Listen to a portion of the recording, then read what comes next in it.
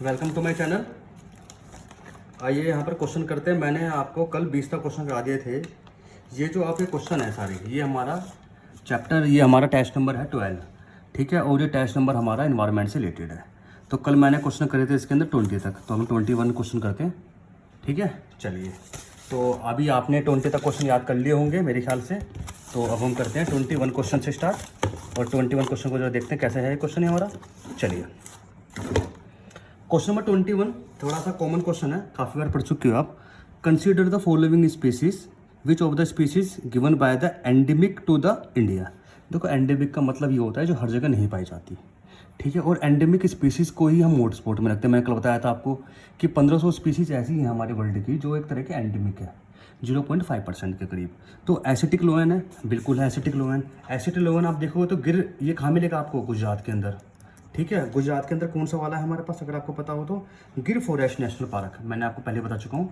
गिर forest national park में आपको मिलेगा गुजरात के अंदर कौन? एसिटिक लोएन, ठीक है। लोएन टेड और मैक्यू ये मिलेगा आपको वेस्टर्न घाट के पास में, ठीक है, वेस्टर्न घाट के अंदर। एक है हमारे पास संगाई डियर, ये हमारे पास कहाँ मिलेगा आपको मैंने बता चुका हूँ पहले आपको, मणिपुर के अंदर एक हमारे पास नेशनल पार्क है, बहुत पेपर में आता है, उसका नाम है Keibul लैमजो national park. Keibul national park है इसलिए भी इंपॉर्टेंट, एक तरह का फ्लोटिंग नेशनल पार्क है ये। देखो, हमारे इंडिया का फ्लोटिंग नेशनल पार्क कौन सा है? Keibul Lamjao national park. कहाँ पर है? ये है मणिपुरी के अंदर। संगाई डियर यहाँ पाया जाता है। तो अगर आप देखो तो 1, 2, 3 तीनों के तीनों ऐसे स्पीसीज हैं जो हमारे पास एंडेमिक है इंडिया की। तो आंसर हुआ इसका डी, ठीक है जी। आगे बढ़ जाओ। द क्वेश्चन नंबर 22 पर चलते हैं। The conference of the parties is the governing body of the convention of the biodiversity, BCBD। CBD governing body होती है conference of the parties, COP, ठीक है, सही है ना। COP is a governing body of the CBD, पहली बात, सही बात है। Global biodiversity outlook, CBO is a periodic report on biological diversity release by the CBD के द्वारा हर साल एक रिपोर्ट निकाल जाती है, उसका नाम है ग्लोबल बायोडाइवर्सिटी आउटलुक, GBO। ये भी सही है। एजेंडा 21 का मतलब क्या है? 21 हमारे ऐसे पॉइंट है जो sustainable development of the forest, ये सस्टेनेबल डेवलपमेंट बायोलॉजिकल डाइवर्सिटी को क्या करते हैं? कंजर्व करते हैं। इस तरह के बात 21 एजेंडा है। पर ये कह रहा है कि is a legal binding action. मैंने आपको पहले बता चुका हूँ जब मैंने आपको इन्वायरमेंट में कुछ क्वेश्चन कराए थे, इट इज़ नॉट बाइंडिंग, ये बाइंडिंग नहीं होते, ठीक है। यूनाइटेड नेशनल के agenda 21 is not binding with sustainable development. तो सेकंड थर्ड हमारा गलत हुआ, तो आंसर हुआ उसका 1 एंड 2 आंसर हुआ उसका, ठीक। याद कर लो, एजेंडा 21 क्या है? बाइंडिंग नहीं है। क्वेश्चन नंबर चलते हैं 23 के पर। क्वेश्चन नंबर 23 पे चलते हैं। इलेक्ट्रोस्टैटिक प्रेसिपिटेटर इस can be remove most of the particulate matter present in the existing form of the thermal power plant, सही है। थर्मल पावर प्लांट से जो हमारे पास पर्टिकुलेट PM जो पार्टिकल निकलते हैं जिससे पोल्यूशन फैलता है, उसको रिमूव करने के लिए इलेक्ट्रोस्टैटिक प्रेसिपिटेशन यूज़ करते हैं, सही है। दूसरा है स्क्रैबर इस can be remove the gas like a sulphur dioxide, ये भी सही है। थर्ड है motor vehicle equipment with the catalytic converter should be use leaded petrol because that petrol in the active in the catalytic. देखो, हमारे जो vehicle हैं उसके अंदर हमारे पास एक कैटालिटिक कन्वर्टर होता है। कैटालिटिक कन्वर्टर ये किससे बना होता है? 2 चीज़ से बना होता है। एक हमारे पास होता है ये, एक हमारे पास होता है प्लेटिनियम पैलेडियम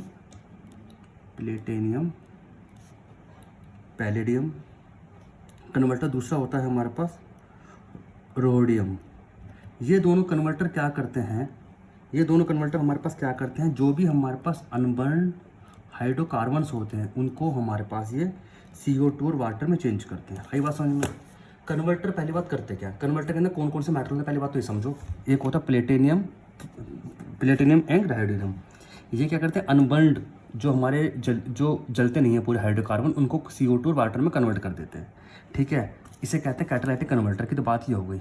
कैटालाइटिक कन्वर्टर तभी हम यूज़ कर सकते हैं जो पेट्रोल हमारे पास अनलेडेड पेट्रोल हो। लेडेड नहीं होता, अनलेडेड, मतलब पेट्रोल के अंदर अनलेड होना चाहिए। अगर लैड होगा तो काम नहीं कर पाएगा। तो पहली बात समझ में आई कि कैटालिटिक कन्वर्टर के अंदर कौन कौन से मेटल होते हैं? Platinum and rhodium. दूसरी बात क्या है? अनबर्नड हाइड्रोकार्बन को CO2 वाटर में चेंज करता है।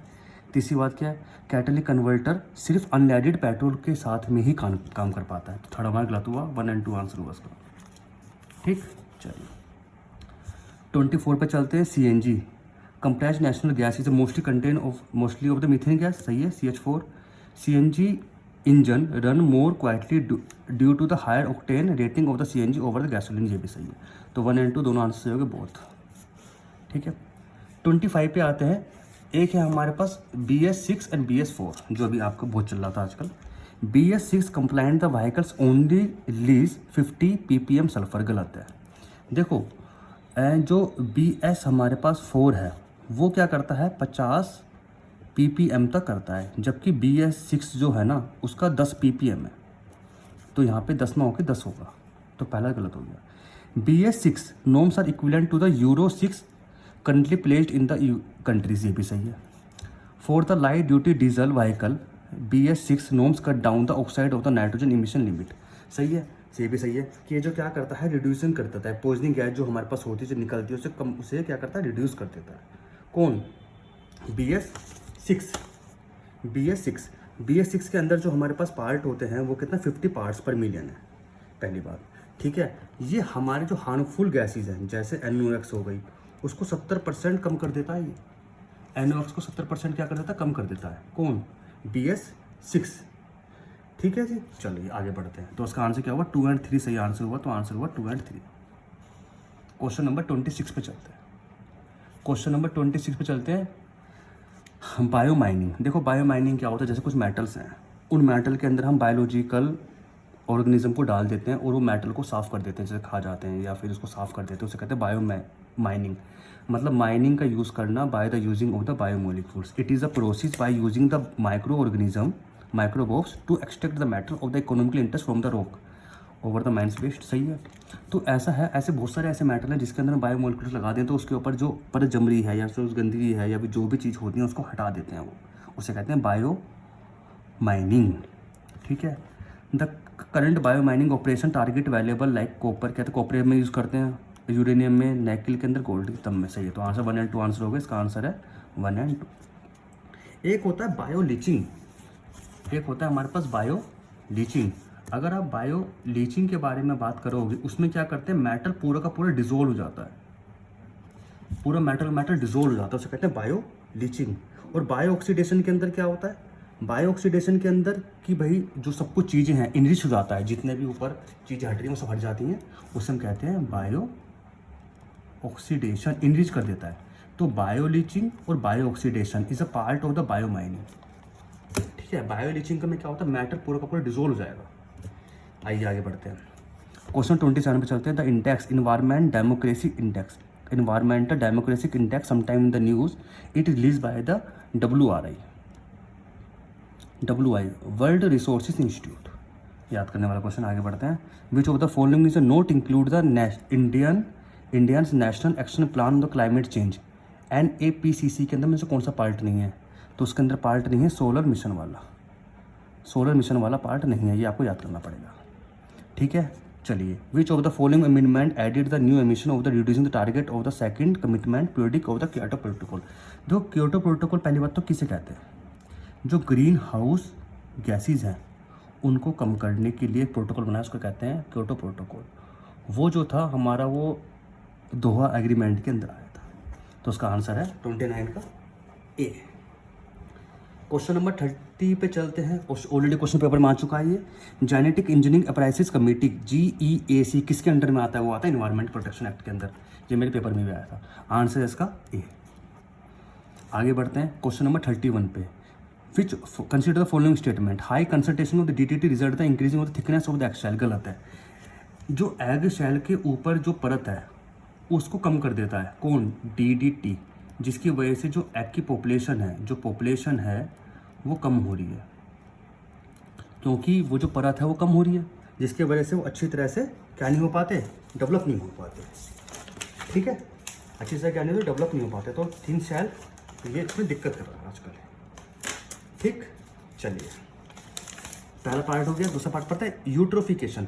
देखो यूट्रोफिकेशन होता क्या है, मान लो ये एक नदी है, ठीक है, ये एक है ये है हमारे पास लेक। लेक के अंदर क्या हो रहा है, लेक के अंदर हमारे पास इस तरह की चीज़ें ऊपर आ गई, जैसे एल्गा टाइप, जो सारी ऑक्सीजन तो ये खा लेते हैं, सारे न्यूट्रिएंट्स ये ले लेते हैं, जिसकी वजह से क्या होता है, जो ऑक्सीजन जो पानी के अंदर डिज़ोल्व होनी थी वो कम हो जाती है, और जो अंदर जो हमारे पास माइक्रो ऑर्गेनिज्म होते हैं, जो भी होते हैं, वो मर जाते हैं। इसे हम कहते हैं natural ageing of lake.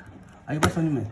Lake के ऊपर एल्गा इतना तेज़ी से फैल जाता है, इतना ज़्यादा हो जाता है, आउटडेटेड चीज़ें इतनी आ जाती है, ग्रोथ ऑफ द एल्गा इतनी ज़्यादा हो जाता है कि वो कोस कर देता है, अनप्लीजेंट ऑर्डर्स कर देता है, रोबिंग करता है वाटर को, और जो पानी के अंदर डिसोल्व ऑक्सीजन वो क्या होती है, कम हो जाती है, जिसके अंदर जो पॉपुलेशन होती है, पॉपुलेशन ऑफ द फिश हो गई, पॉपुलेशन ऑफ द माइक्रोऑर्गेनिज्म हो गई, वो क्या होता है, मरते चले जाते हैं।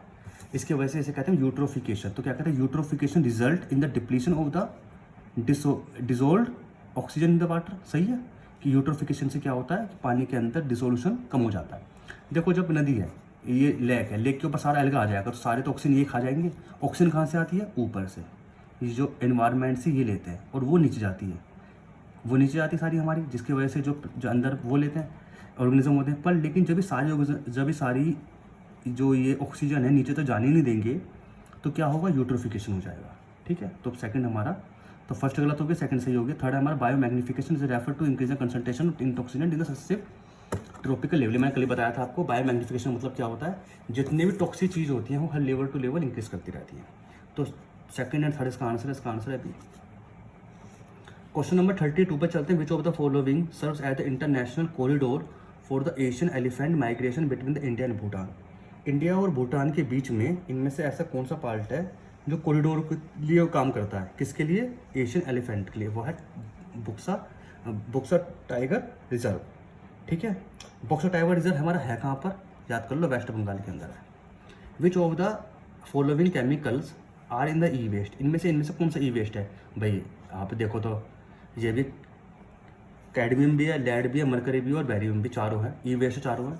ई वेस्ट क्या होते हैं, ई वेस्ट होते हैं जो हमारा इलेक्ट्रॉनिक्स है, जैसे मान लिया हमारा कंप्यूटर है वो ख़राब हो गया, अब जो कंप्यूटर के बाद जो हमारा ई वेस्ट बचा, सो क्या करें हम, वो तो ख़राब हो गया ना।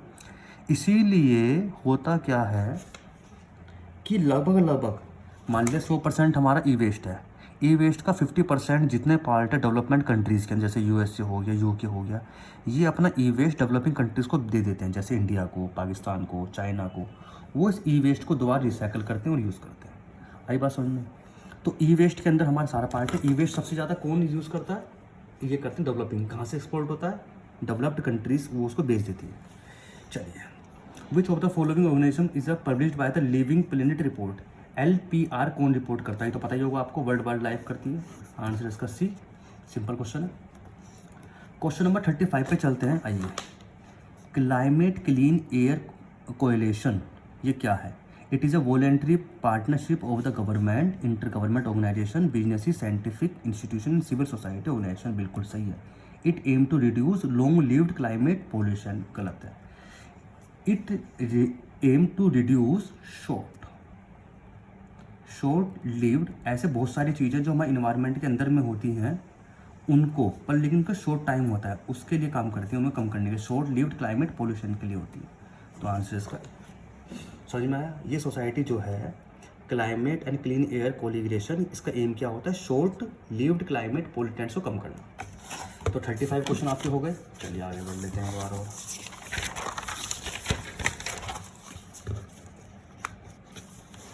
क्वेश्चन नंबर 36 पे चलते हैं। Which of the following is the centre zoo authority. Centre zoo authority it is established under the world life protection act 70। देखो याद कर लो, 1972 होता है world life protection act. Environment होता है 1986। तो फर्स्ट हमारा सही है। It is statutory body under the ministry of environment, ministry of environment, forest, climate change, ये भी सही है। तो आंसर हुआ बोथ 1 and 2। ठीक है, चलिए अब ये क्वेश्चन नंबर 37 मोस्ट इंपॉर्टेंट है। मैं यहाँ बताता हूँ आपको, मिनेमाटा डिसीज। ये मिनेमाटा जो डिसीज होती है किसके द्वारा होती है, ये होती है मरकरी से। तो ये लिखा नाइट्रेट्स, तो गलत लिखा है। एक है ब्लैक फूड डिसीज, ये होती है आर्सेनिक से, आर्सेनिक। मरकरी लिखा है, ये भी गलत है। ब्लू बेबी सिंड्रोम जो होता है वो होता है नाइट्रेट से, जब हमारी बॉडी के अंदर नाइट्रेट्स ज़्यादा हो जाता है। नाइट्रेट ज़्यादा होने की वजह से हीमोग्लोबिन के साथ वो रिएक्ट कर लेता है और हीमोग्लोबिन काम करना बंद कर देता है, ऑक्सीजन की मात्रा कम हो जाती है, उसे कहते हैं बिली-बॉबी सिंड्रोम। जब बच्चा पैदा होता है तो उसे लगभग नाइट्रेट ज़्यादा हो जाता है क्योंकि वो माँ के पेट के अंदर रहता है।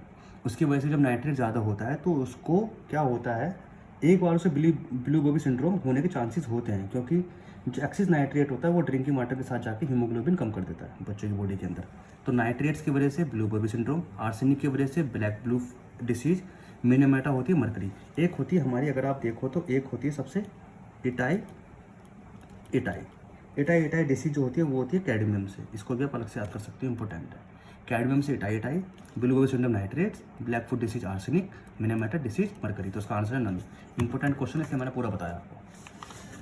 क्वेश्चन नंबर 38 पे चलते हैं। Which of the following state is a first, ऐसी कौन सी स्टेट है जिसने फ्लाई ऐश यूटिलाइजेशन पॉलिसी ही बना दी, पहली बार में बना दी? उसका आंसर है ए, महाराष्ट्र। ठीक है, चलिए आगे बढ़ 39 पे चलते हैं।